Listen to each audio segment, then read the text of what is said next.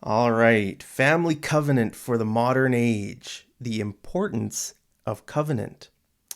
Covenant is the antidote to chaos.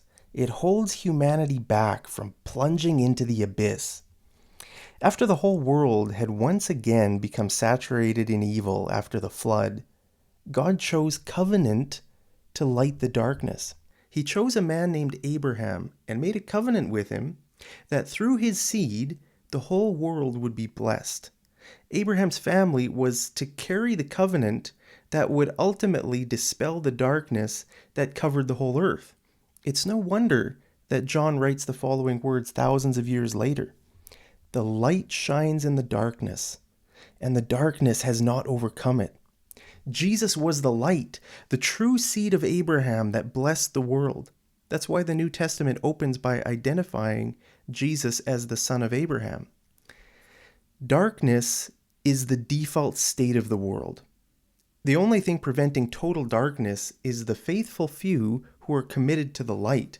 When light dwindles, war, famine, greed, brokenness, hopelessness, lawlessness, and the rest emerge. Walking in the light is hard.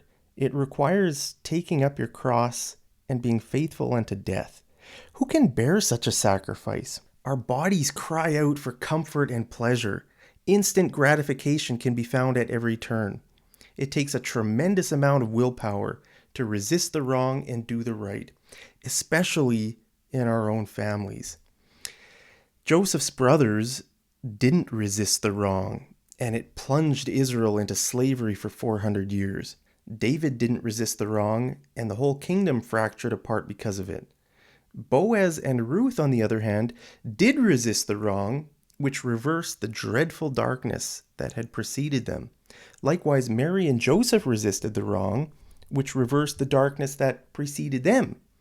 Even today, when families do the right thing, they can reverse a tremendous amount of darkness that preceded them. But they cannot do this if they are not faithful to covenant. In Western society today, families don't live in covenant. It's normal for them to break apart and develop such bitter grievances that they never talk to each other again.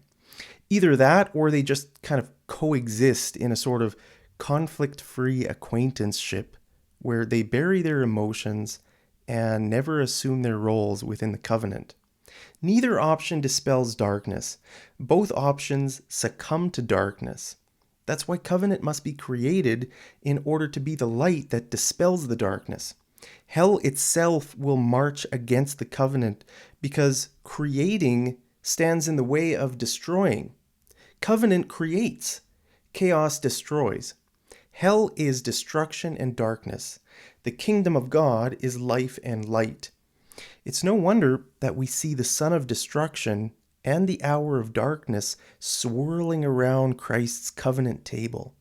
In the very midst of the darkness, Christ created a new covenant to bring light into the world. God has always come to the rescue of his people, and his go-to solution every time is covenant.